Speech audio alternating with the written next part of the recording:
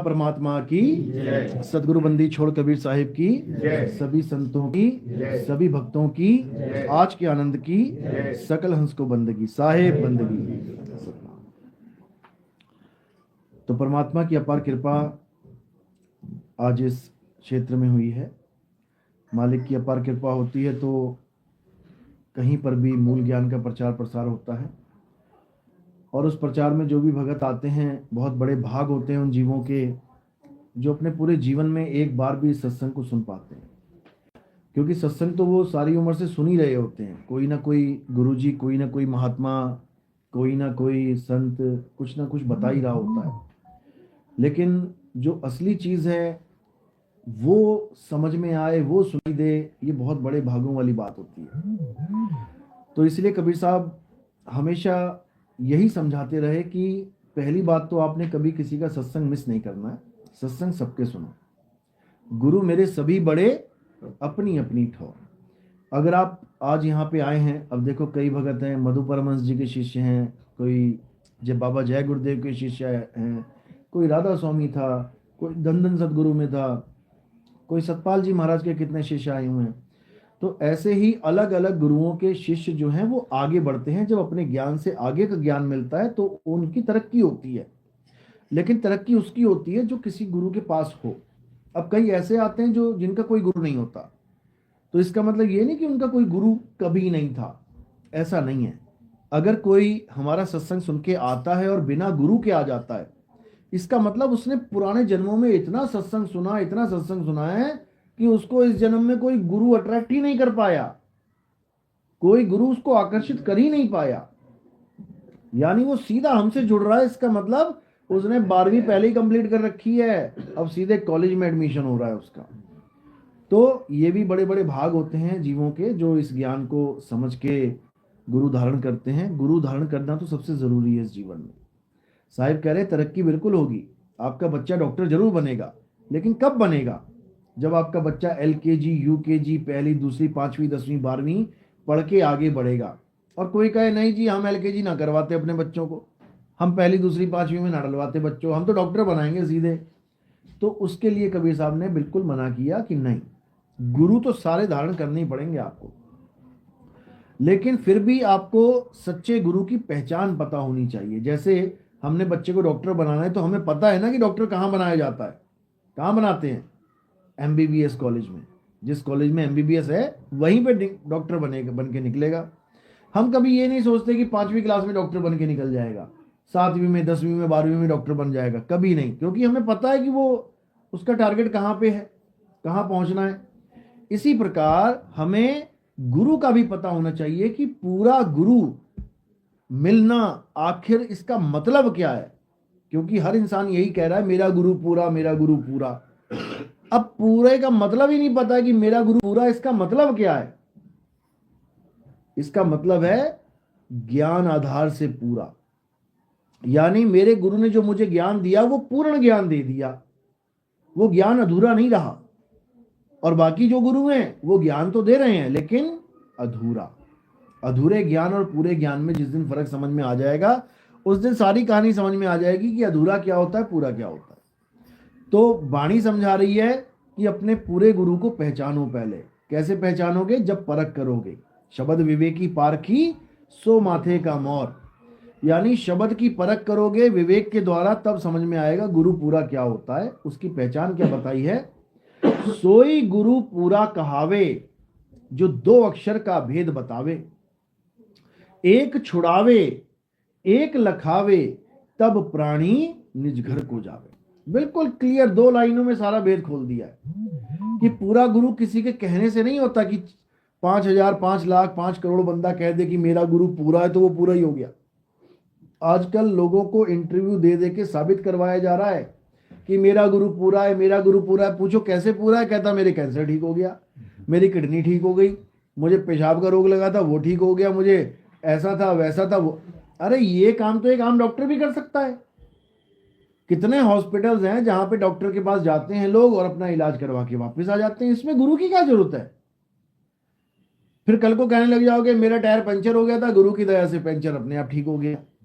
तो भैया वो पंचर वालों की दुकानें बंद कर देते हैं, फिर जो गुरु पूर्ण है वो पंचर भी अपने आप लगता रहेगा, कोई वॉल किसी की खिसक गई इधर से वो भी ठीक हो जाएगी, किसी का लेंटर गिरने वाला है वो भी ठीक हो जाएगा, किसी की नाली की पाइप जाम हो गई है वो भी ठीक हो जाएगी।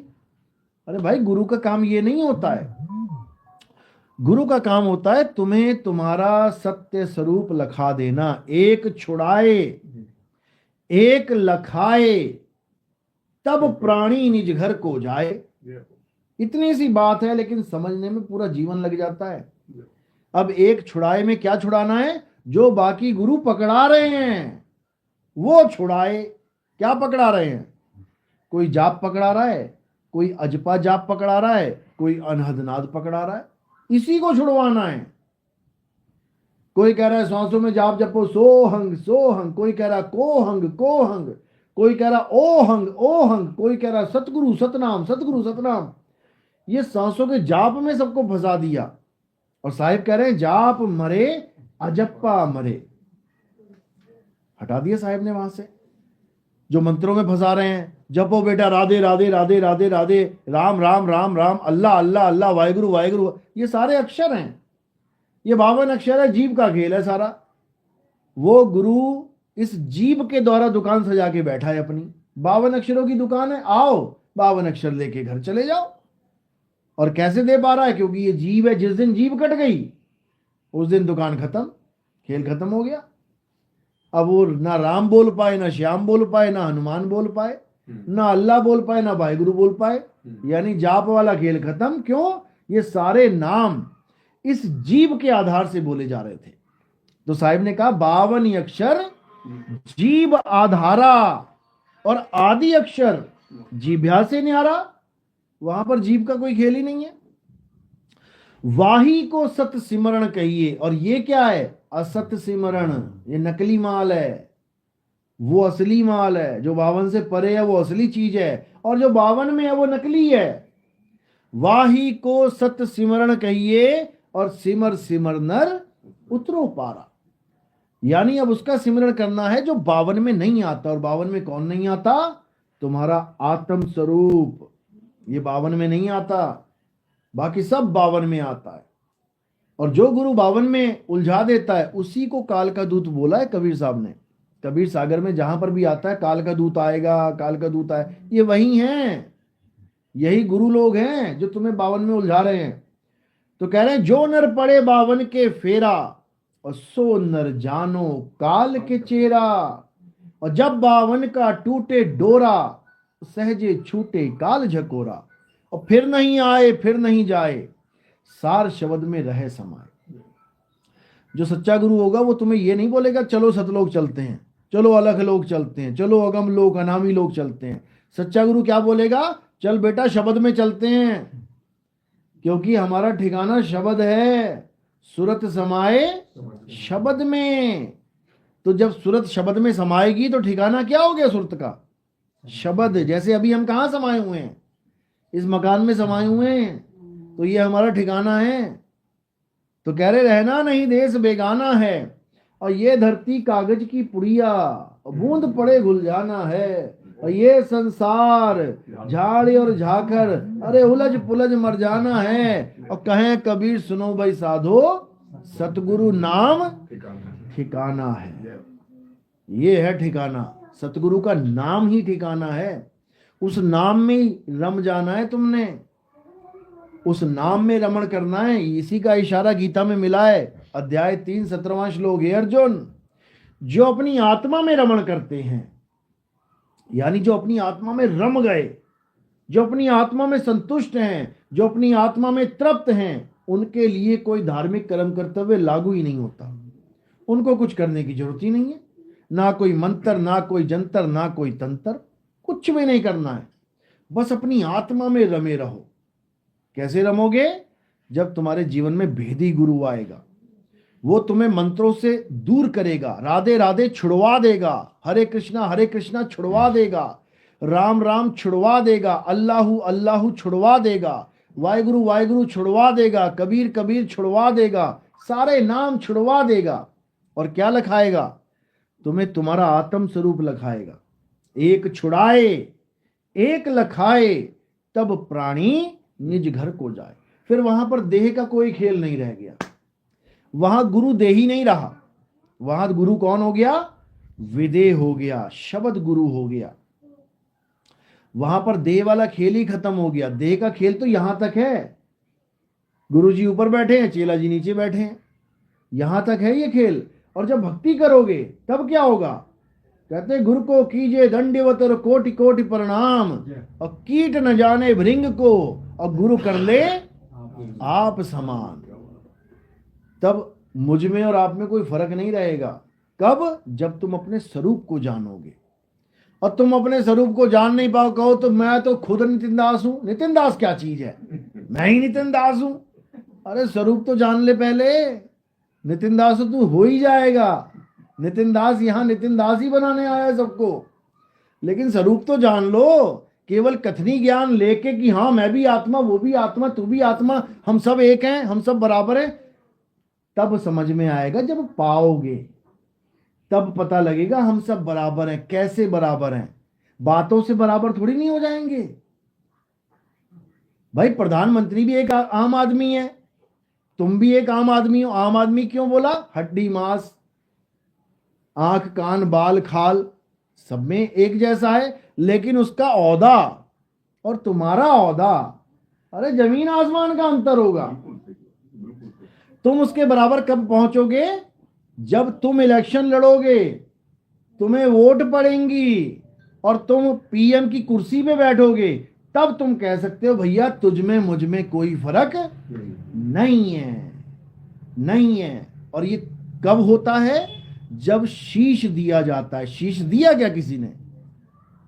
कबीर साहब की वाणी तो समझ में आ गई, कीट न जाने भृंग को गुरु कर ले आप समान। उससे पहले कुछ और भी तो बोला है, गुरु को कीजिए दंडवत कोटि कोटि प्रणाम, कीट न जाने भृंग को गुरु कर ले आप समान, ये बोला है। शीश दिए जो गुरु मिले, और तो भी सस्ता जान। अब शीश मांग के देखे किसी से, देखो कैसे गालियां देगा। अगर किसी से शीश मांग लें तो 3600 गालियां दे देगा गुरु को। क्यों? क्योंकि शीश कोई देना नहीं जानता। जिसको जलाते हो ना हर साल जाके, उसने 10 बार शीश दे रखा है। जिसको तुम राक्षस मान रहे हो, जिस रावण को, उसने अपने गुरु को, अपने भगवान को 10 बार शीश दे रखा है। तुम उंगली दे के दिखा दो किसी भगवान के नाम पे, शीश तो बहुत दूर की बात है। तो यहां पर गुरु तुम्हारा ये शीश नहीं मांगता है, यहां पर गुरु तुम्हारे अहंकार का शीश मांगता है। यानी सरेंडर हो जा। जिस दिन चेला सरेंडर हो जाए गुरु के आगे, फिर कुछ बचता ही नहीं है। तू तू करता तू भया, मुझ में रहा ना हूं, आपा परखा मिट गया, और जित देखूं तित तू। यानी मैं जब मिट गया, जब मैं मिट गया तो तू ही तू है। फिर तुझ में और मुझ में, यानी जो तू सो हम, फिर हम में कोई फर्क नहीं रहा। लेकिन ये कब होगा? जब इस आपा को खत्म करोगे, जब अपने आप को आदमी, औरत, सरदार, मोना, पंडित, मुल्ला, काजी, इन सब चीजों से आजाद कर दोगे, तब परखोगे, तब समझ में आएगा जो तू सो हम।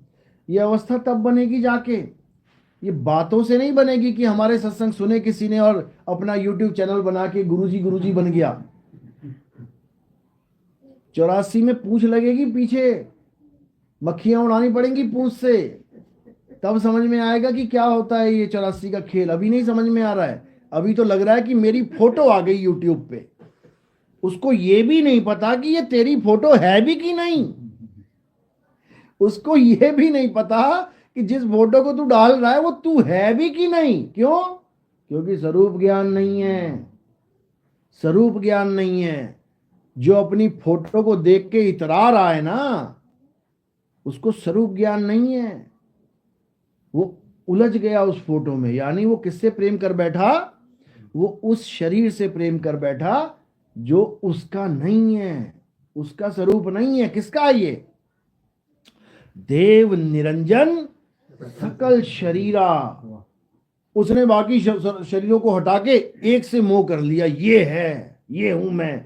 फंस गया, फंस गया। अब क्या होगा? अब 84 के शरीर मिलेंगे। क्या कुत्ते को अपने शरीर से मोह नहीं है? एक मक्खी जो गंदगी पे बैठती है, तुम उसको भी मारने आओगे तो वो उड़ के जान बचाएगी, अपना शरीर बचाएगी वो। यानी एक मक्खी में और तुम में कोई फर्क नहीं रहेगा जब तक अपने स्वरूप का ज्ञान नहीं प्राप्त कर ले। अब अपना स्वरूप जान लिया ना, उसके बाद कोई फोटो तुम्हें विचलित नहीं कर सकती। तुम 1000 फोटो लगाओगे तब भी तुम नहीं मान पाओगे कि ये मैं ही हूं। जैसे हमारी मजबूरी है, गुरु पद पे बैठे हमें फोटो लगानी पड़ती है, लोगों को बताना पड़ता है भैया ये ज्ञान कौन सी गाड़ी में से निकल रहा है, ये गाड़ी है कौन से स्पीकर में से निकल रहा है, बताना पड़ेगा, हमें मजबूरी है हमारी। लेकिन हमारा ही चेला फोटो लगा के घूम रहा है, इसका मतलब चेला समझ नहीं पाया गुरु के ज्ञान को। अरे हमने जब सत्संग शुरू किए 2 साल हमने कभी ना शक्ल दिखाई किसी को। 2018 से शुरू किए ना, 2020 में पहली वीडियो आई होगी मेरी, वो भी किसी भगत ने बना दी होगी, क्योंकि नाम दीक्षा देते हुए किसी ने बना ली होगी। नहीं तो हमारा कोई रोल ही नहीं है शरीरों का। गुरु बिना शरीर के सत्संग कर रहा है, लेकिन चेले के आग लगी पड़ी है कि भैया हमारी फोटो आनी चाहिए। बस यही है काल का जाल। मछली फंस गई है कांटे में, और कांटा कोई और नहीं, अपना ही चेहरा सबसे बड़ा कांटा है। जब शीशे में कुत्ता भौंकता है, किसका चेहरा देख के भौंकता है? उसकी मौत का कारण उसका अपना चेहरा बन जाता है। समझ लो, किसी और का चेहरा नहीं उसको मारेगा, वो अपना ही चेहरा देख देख के मर जाता है, भौंक भौंक के। तो जो भी बंदा अपनी वीडियो अपनी फोटो डाल के और सोच रहा है मैं तो बड़ा स्मार्ट दिख रहा हूं ऐसे वैसे, बेटा तू गया 84 में, भूल जा, अब निकलेगा तू। क्योंकि अभी भी नहीं निकल पाया अगर स्वरूप ज्ञान का सत्संग सुन के, तो भूल जा कि निकल जाएगा। समझ लो। इसीलिए साहिब ने कहा ना कि जैसे स्वान कांच मंदिर में, अरे भरमते भूख मरे हो, और कहे कबीर और नलनी के सुगना तोहे कौन पकड़े हो। कि अगर तुझे स्वरूप ज्ञान हो गया तो तुझे अपना शरीर भी नहीं रोक पाएगा, ये भी खत्म हो रहा होगा और तू इसको छोड़ के निकलने की तैयारी कर रहा होगा। नहीं तो सबसे बड़ा कांटा यही है, जीव को फंसाने का सबसे बड़ा कांटा अपना ही शरीर है। और इसके बाद जो तुम्हारी माँ बाप बच्चे परिवार, ये अलग अलग कांटे लगे हुए हैं। ये इसलिए लगे हैं, इससे तो निकलना नामुमकिन है बिना गुरु के। लेकिन अगर कोई इससे निकलने की भी कोशिश करे तो और लगा रखे हैं, माँ बाप भाई बहन। बंदा जा रहा है घर बार छोड़ के, मैं चला जाऊंगा, छोड़ दूंगा घर। किसी ने कहा तेरी माँ बीमार है, मरने वाली है, चलो भागा जा रहा है। माँ का मोह, बच्चों का मोह, समझ रहे हो, यही कांटे हैं। लेकिन जीव को समझ में नहीं आ रहा है और फंसता चला जा रहा है। तो कबीर साहब ने क्या बोला, ठीक है एक परिवार होना चाहिए। क्यों? क्योंकि उससे तुम्हारा जीवन थोड़ा सा इजी हो जाता है।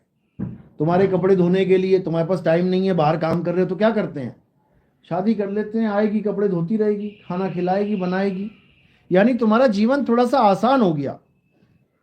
माँ बाप भाई बहन सारे परिवार में एक बंदा बीमार हो गया, 2 बीमार हो गए, बाकी थोड़ा हेल्प कर रहे हैं, इससे ज्यादा और कुछ नहीं है। कोई ये मत सोच लेना कि ये मेरी माँ ही है, ये बच्चे मेरे भाई ही हैं, ये मेरी नानी ही है। कोई किसी का भाई नानी मामी कुछ नहीं है, ये सब मालिक के जीव हैं। अपने अपने कर्मों के अनुसार कोई एक परिवार में आ गया, कोई पड़ोस में आ गया परेशान करने के लिए, तुमने परेशान किया था, आ गया पड़ोस में, करता हूं बेटा ठीक तुझे, तो सारा हिसाब किताब अपना पूरा करेगा और उसके बाद निकल लेगा। सेम यही बेटे और बाप का खेल है, एक लेवा एक देवा दूतम, और कोई किसी का पिता ना पूतम।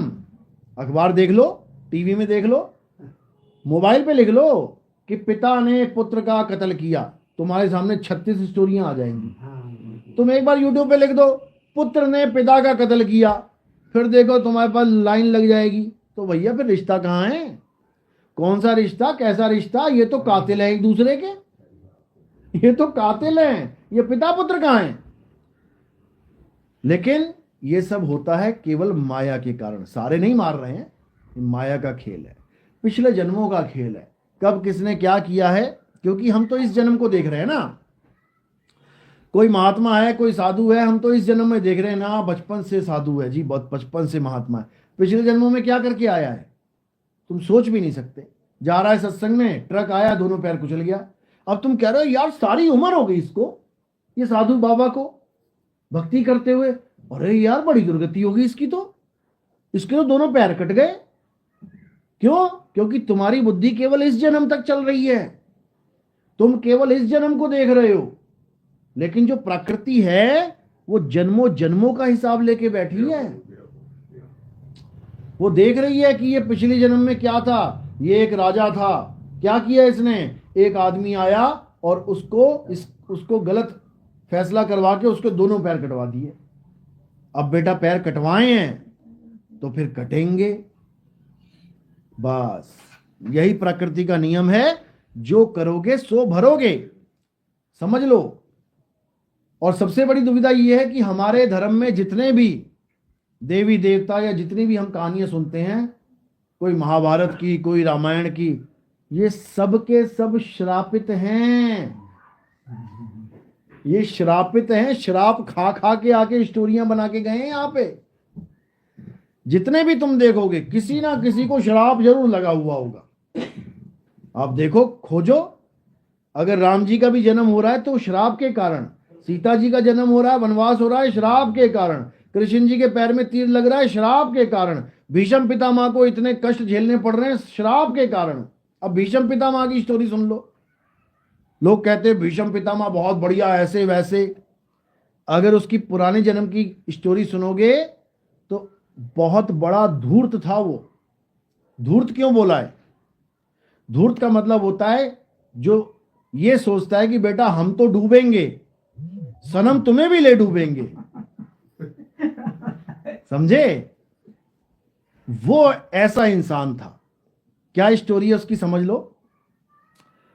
भीष्म पितामह बहुत भक्ति करी इसने पुरानी जन्मों में, तो इसको क्या औदा, जैसे हम भक्ति करते हैं तो इंद्र का औदा मिल जाता है, इंद्र आगे भक्ति करता है तो महा इंद्र का, ऐसे जितेंद्र गजेंद्र का औदे मिलते हैं। ऐसे ही 8 वसु थे, 8 वसुओं की कहानी पढ़ोगे तो वो भीष्म पितामह भी उसमें है और वो मेन लीडर था।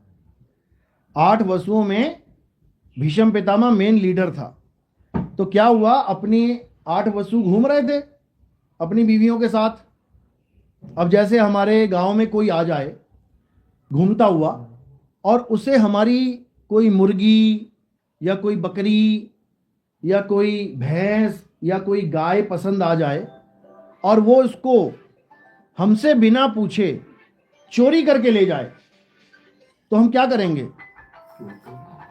क्या होगा? गांव में हल्ला मच जा, अरे चोर आ गए, मेरी गाय ले गया चोरी करके, मेरी बकरी ले गया, मुर्गी, पकड़ो मारो इसको। बस वही वाला हाल भीष्म पितामह का था। अच्छे खासे घूम रहे थे, 8 आदमी, 8 वसु, 8 उनकी बीवियां। भीष्म पितामह की जो घरवाली थी उसने ये जिद कर दी कि मुझे ये गाय चाहिए। घूम रहे थे, बड़ी सुंदर गाय थी वहां पे, वशिष्ठ ऋषि की गाय थी। कहती मुझे ये गाय चाहिए। अब उसने तो कह दिया मुझे ये गाय चाहिए, जैसे कोई हमारी घरवाली है, किसी की घरवाली है, उसने कह दिया मुझे ये चीज चाहिए, तो चलो वो तो एक स्त्री है, मन थोड़ा चंचल होता है, कोई चीज देख के एकदम भावुक हो जाती है, मुझे चाहिए चाहिए। जैसे सोने का मृग देख के सीता जी ने कह दिया मुझे ये चाहिए, समझ में आ रहा है? ऐसे ही चलो, उस मृग का तो कोई स्वामी नहीं था, वरना राम जी पहले वहां परमिशन लेते, मर्यादा पुरुषोत्तम थे, ऐसे लेके नहीं आते। जंगली मृग था तो पीछे चले गए, लेकिन वो तो गाय बंधी हुई है। वहां पर उस गाय के मालिक से पूछना हक बनता है कि महाराज ये आपकी जो गाय है मेरी पत्नी को बहुत प्रिय है, आप मुझे बताओ कि ये मैं कैसे प्राप्त कर सकता हूं, कितनी कीमत दूं इसकी मैं। ऐसा कुछ नहीं किया। क्या कर दिया?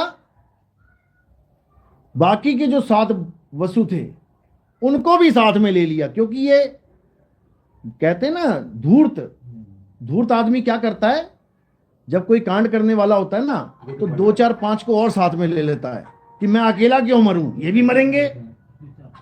अपना ग्रुप बड़ा बनाने के चक्कर में ताकि जब सजा मिलेगी तो सब एक साथ डंडे खाएंगे। ऐसे ही शरारती बच्चे भी होते हैं। आप देखोगे क्लास में, स्कूल में क्या होता है, एक शरारती बच्चा क्या करता है, उसको पता है मैं तो पढ़ने के लिए आया ही नहीं हूं, मैं तो शैतान हूं एक नंबर का, वो दूसरों को भी शैतान बनाने लग जाता है। अरे टीचर से क्या डरना, टीचर क्या कर लेगा, मारेंगे टीचर को पकड़ के, अरे टीचर क्या होता है, तो अपनी गैंग बनाना शुरू कर देता है। ऐसे ही भीष्म पितामह ने क्या किया, उन 7 लोगों को भ्रमित कर दिया। ये भ्रमित करते हैं ये लोग, उनका माइंड वॉश कर दिया, चोर बना दिया उनको। चोरी की भीष्म पितामह ने उस गाय की, और बाकी 7 को भी ले लिया साथ में। अब 8 चोरी करके लेके चले गए।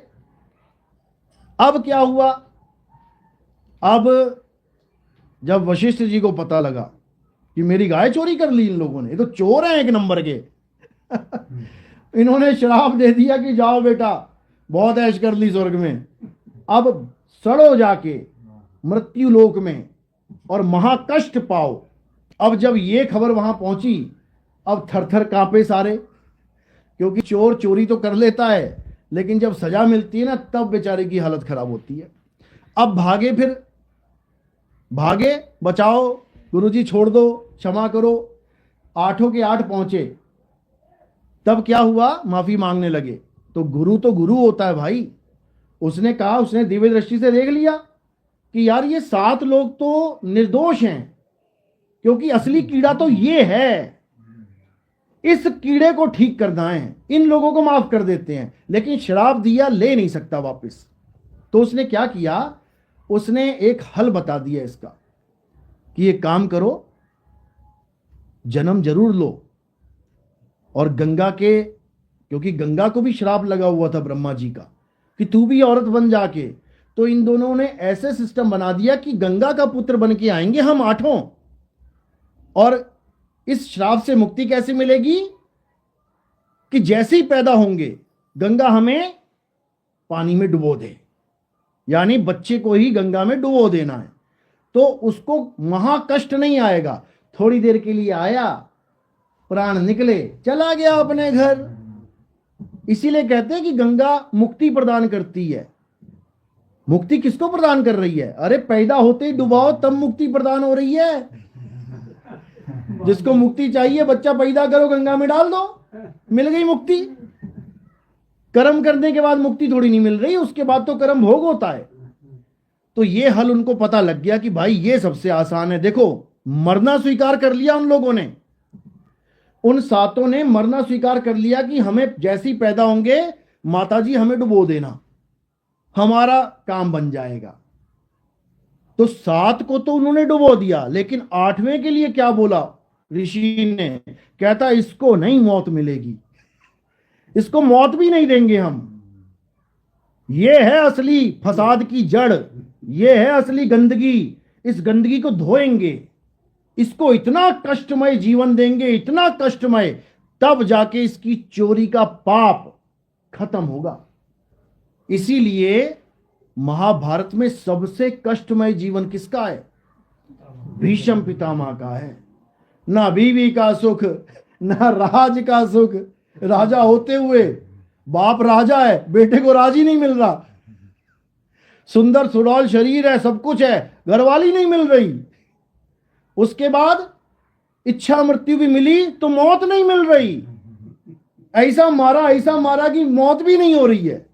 इतना खतरनाक इसने जघन्य अपराध किया था। जघन्य अपराध चोरी करना नहीं था, चोरी तो हो जाती है, कोई बात नहीं, किसी से भी हो जाती है। जघन्य अपराध क्या है, दूसरों को भरमाना, ये जघन्य अपराध है। कबीर साहब ने भी ये बोला है कि तूने जाना है तू जा, तूने डूबना है तू डूब, लेकिन जो किसी और जीव की बर्बादी का कारण बनता है, फिर बेटा परमात्मा का दोषी होता है वो, क्योंकि परमात्मा के बच्चों को बर्बाद कर रहा है। अब तेरा किसी और से झगड़ा नहीं, अब परमात्मा से झगड़ा है। ये है असली कहानी भीष्म पितामह की। तो क्या हुआ, 7 बच्चे, तो क्योंकि शांतनु के साथ जो हुआ, शादी हुई, तो गंगा माता ने क्या बोला कि मैं जो कुछ भी करूंगी तुम बस देखते रहना, तुम टोकना मत। जिस दिन तुमने मुझे टोक दिया मैं छोड़ के चली जाऊंगी तुम्हें। तो शादी हो गई जी। अब क्या हुआ, पहला बच्चा हुआ, जाके गंगा डाल रही है उसको पानी में, वो देख रहा है पीछे से, अरे भाई ये क्या है, पहला बच्चा गया पानी में, दूसरा बच्चा पैदा हुआ वो भी गया पानी में, तीसरा बच्चा वो भी गया पानी में, 7 बच्चे पानी में जब चले गए तब पिता से रहा नहीं गया। अब ऐसा नहीं है कि वो 8वां बड़ा प्यारा है और पहला प्यारा नहीं था, ये उसकी करनी का फल भुगतान करवाना था।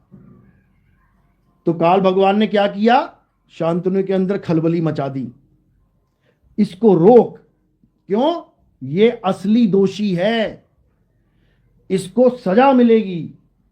तब उसने जाके गंगा के आगे खड़ा हो गया, कहता भाई ये क्या कर रही है तू, 7 बच्चे डुबो दिए मेरे, इसको नहीं डुबोने दूंगा मैं, बता क्यों डुबो रही है।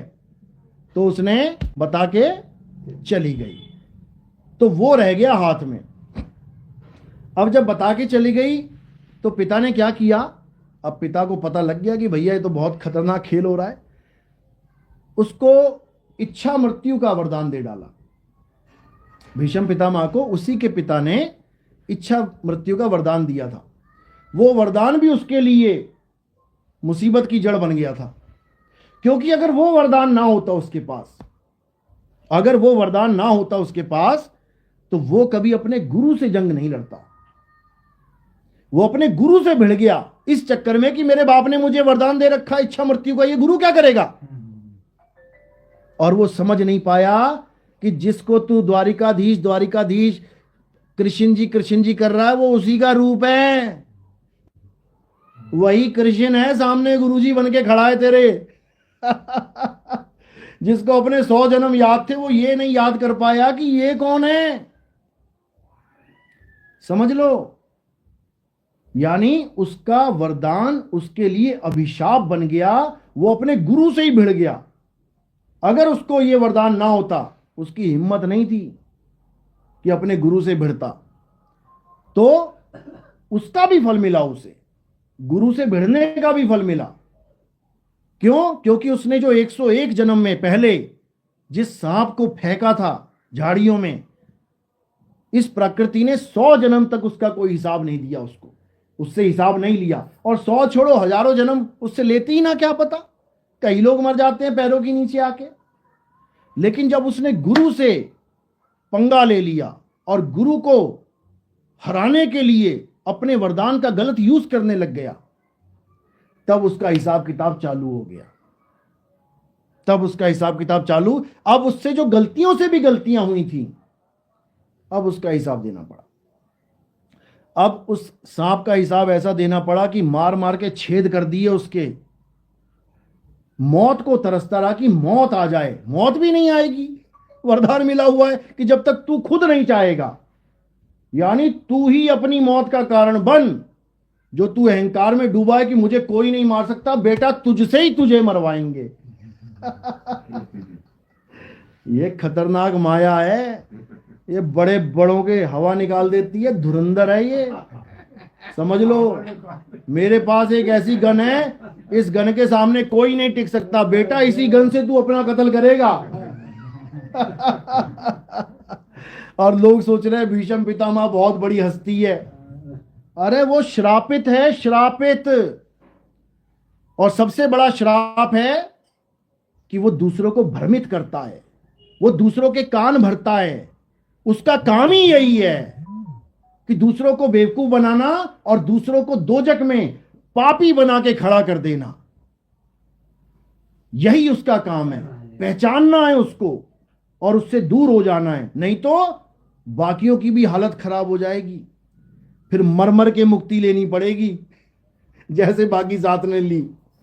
तो इसी को समझना है, यानी हर खेल, हमारा हाथ कट रहा है, हमारी आंखें फूट रही हैं, हमारे सिर पे कुछ टकरा गया, चिथड़े उड़ गए, ऐसा कुछ भी नहीं है इस संसार में जो गलत हो रहा है, पहले इसको समझ लो। कई लोग फोन करते हैं, गुरुजी ऐसे ऐसे हो रहा है, गुरुजी ठीक कर दो। अरे भैया वो ठीक ही हो रहा है, क्योंकि हम और तुम इस जन्म में देख रहे हैं कि क्या हो रहा है। अरे उसके पिछले जन्मों की स्टोरी कौन देखेगा। तुम्हारे लड़के को किसी ने तुम्हारे सामने 5 टुकड़े कर डाले, अब तुम क्या करोगे, तुम श्राप दोगे, जैसे मेरे बेटे को मारा है भगवान तेरे भी टुकड़े करे। उस जन्म में नहीं हुए टुकड़े, अगला जन्म आया। अब क्या हुआ, बाइक पे जा रहा है और ऐसा टकराया कि 5 टुकड़े, वो चिथड़े उड़ गए उसके। अब कोई देखेगा कहेगा अरे रे, ओहो हो, बहुत बुरा हुआ इसके साथ, बहुत बुरा हुआ। लेकिन जब तुम पुरानी स्टोरी पढ़ोगे ना उसके जीवन की, तो तुम कहोगे भैया बहुत अच्छा हुआ, ये तो पिछले जन्म में ही हो जाना चाहिए था। समझ रहे हो? इसलिए इस दिमाग में से ये चीज निकाल दो कि इस दुनिया में अच्छा नहीं हो रहा। अब तुम कहोगे वहां पे बम फट रहे हैं, ऐसा हो रहा है, ये भी उसी का एक हिस्सा है, क्योंकि तुमने ऐसे काम ही नहीं किए कि तुम्हारे सिर पे फटे। उन लोगों ने ऐसे काम कर रखे हैं कि उनके सिर पे फट रहे हैं। ये प्रकृति सबका अकाउंट चेक कर रही है, समझ लो। जिनका अकाउंट ऐसा है बहुत खतरनाक, उन सबको एक ही देश में ले आई। आ जाओ बेटा, सीरिया में आ जाओ सारे आ जाओ, जापान में आ जाओ, हिरोशिमा में आ जाओ, सारे आ जाओ, टोक्यो में आ जाओ, कहीं आ जाओ। उसके बाद जय हो, सब खत्म, खेल खत्म। एक ट्रेन जिसका एक्सीडेंट होने वाला है, सोचो कहां कहां से बुला रही है। भुवनेश्वर वाला है तू भी आ जा, हिमाचल वाला तू भी आ जा, दिल्ली वाला तू भी आ जा, इधर आ जा, सारे ट्रेन में बैठे हैं और ट्रेन के वो चिथड़े उड़ा देगी कि सबका एक ही बार में कांड हो जाएगा। और ये सारा का सारा सिस्टम क्या है? कर्म का फल। इसलिए हमें कर्म बड़े सोच समझ के करने चाहिए। समझ लो, कर्म उतना करो जितना तुम झेल पाओ। अगर तुमने ओवरलोड कर दिया काम तो याद रखना उठाना तुम्हें ही पड़ेगा। समझ लो, 10 किलो की बोरी बनाओगे तो वो तुम ही उठाओगे, और 50 किलो की बना लोगे तो वो भी तुम्हें ही उठानी पड़ेगी। इसलिए अपने हिसाब से कर्म करो ताकि आराम से इस जीवन में भी रहे। सबसे बड़ी बात क्या है कि किसी का भी कोई भी गुरु है, कबीर साहब ने मर्यादा बताई है कि कभी भी तुमने ज्ञान को आधार बना शब्द प्रयोग मत करना, गुरु को कभी गलत मत बोलना। ठीक है, साहब ने बोला एक डाल दो पंछी बैठे, एक गुरु एक चेला, और गुरु की करनी गुरु भरेगा, चेले की करनी चेला, और तू उड़ जा हंस अकेला। इसमें उन्होंने यही समझाया है कि तू अपनी करनी देख। तू गुरु की करनी देखेगा दिक्कत में आ जाएगा, क्योंकि गुरु क्या कर रहा है, क्यों कर रहा है, उसके पीछे क्या गुप्त भेद है तुझे थोड़ी नहीं पता। भाई कोई दुकान खोल के बैठा है, उसके पास 100 ग्राहक, एक महीने में दे दियो, किसी को कह रहा मुझे शाम 3 बजे तक चाहिए, तो भाई जैसा ग्राहक आ रहा है उसके साथ वैसे ही डील करेगा वो, क्योंकि वो जानता है कौन कैसा है। लेकिन जो बाहर का बंदा बैठा वो कहेगा यार ये कैसा आदमी है, किसी को कहता है 1000 दे देना बाद में, किसी को कहता है तू मत दे, ये क्या चक्कर है, क्योंकि तुम्हारी समझ में आएगा ही नहीं। गुरु क्या कर रहा है वो गुरु जानता है, गुरु किसके साथ कैसे डील कर रहा है वो पहचानता है। तुम अपने मतलब से मतलब, काम से मतलब रखो, समझ लो इस बात को। यानी ठीक है यहां सबका हिसाब होगा, चेले का भी गुरु का भी, लेकिन तुम करता मत बनाना, करता कोई और है, हिसाब कोई और करेगा, तुम नहीं करोगे। तो अगर ऐसी कोई दुविधा भी आती है, अगर किसी को गुरु छोड़ना पड़ता है, कोई भी गुरु है, कोई रामपाल जी को छोड़ के आता है मेरे पास, कोई मधु परमहंस जी को छोड़ के आता है, कोई राधा स्वामी को छोड़ के आता है, कोई सतपाल जी को छोड़ के आ रहा है, अगर उन गुरुओं की तुम यहां पे बदनामी करोगे या उनके बारे में अपशब्द बोलोगे तो भैया यहां आने की जरूरत नहीं है। क्यों? क्योंकि जिसके पास 10 साल रहे उसको तुम गलत बोल रहे हो, तो मेरे पास रह के तुम मुझे भी बोलने लग जाओगे। समझो भाई, जो 10 साल तक तुम्हारा गुरु रहा, तुमने उसको नहीं बख्शा, तो तुम 1 साल में मुझे बख्शोगे क्या? ऐसे लोगों को हमारे यहाँ एंट्री ही नहीं है। समझ लो, गुरु को कीजिए दंडवत, चाहे वो कैसा भी गुरु है, पहले दंडवत करो उसको। यानी जिससे तुमने कुछ भी ज्ञान लिया है, अरे उस ज्ञान की तो लाज रख लो, उस ज्ञान की तो लाज रख लो। इतना भी लोग नहीं समझते हैं, और गुरु के बारे में आते हैं फोन कईयों के ऐसे वैसे। अरे ठीक है, ऐसे वैसे जो उसने किया, वो बैठा है ना जेल में, तू क्यों अपने सिर पे भार ले रहा है भाई? तू बता तूने क्या किया, तू अपना चिट्ठा खोल, बचपन से लेके आज तक तूने क्या गलत काम किए, तू रख मेरे सामने, एक भी चेला नहीं रखेगा। यानी कि तुम तो महामंडलेश्वर से भी बड़े बन गए, तुम तो महायोगियों से भी बड़े, तुमने तो कभी कोई गलत काम किया ही नहीं जीवन में। और चिट्ठा खोलने लग जाए ना तुम्हारा, तुम्हारे गांव जाके पूछने लग जाए, तुम्हारी पूरी जन्म पत्री खोल देंगे 2 मिनट में। कौन क्या करके बैठा है सब पता है, लेकिन अपनी बुराइयां कोई नहीं बताता। दूसरे की बुराइयां दिखाई देती हैं इस इंसान को। और जिसको ये बीमारी लगी है दूसरों की बुराई देखने की, उसका कभी कल्याण नहीं हो सकता। साहिब कह रहे हैं बुरा जो देखन में चला, मुझसे बुरा ना कोई। वो साफ कह रहे हैं कि भैया दूसरे की बुराई मत देख, तू अपना देख, तू कितने पानी में है। तो इसलिए ये बहुत जरूरी है। ठीक है, चलो तो आज का सत्संग यही समाप्त करते हैं। सतनाम सतनाम। और कोई नाम दीक्षा वाले कौन है, हाथ खड़ा करो। प्रथम दीक्षा लेने आए हैं जो, चलो बहुत। कोई दूसरी दीक्षा वाले हैं? ठीक है, बात करो ना। चलो पहले आरती होगी, आरती के बाद नाम दीक्षा होगी। ठीक है, आरती का सामान रेडी करो। बोलिए परमपिता परमात्मा की, सदगुरु बंदी छोड़ कबीर साहिब की, सभी संतों की, सभी भक्तों की, आज के आनंद की, सकल अंश को बंदगी साहिब बंदगी। सतनाम सतनाम। बोलो सतगुरु महाराज की जय।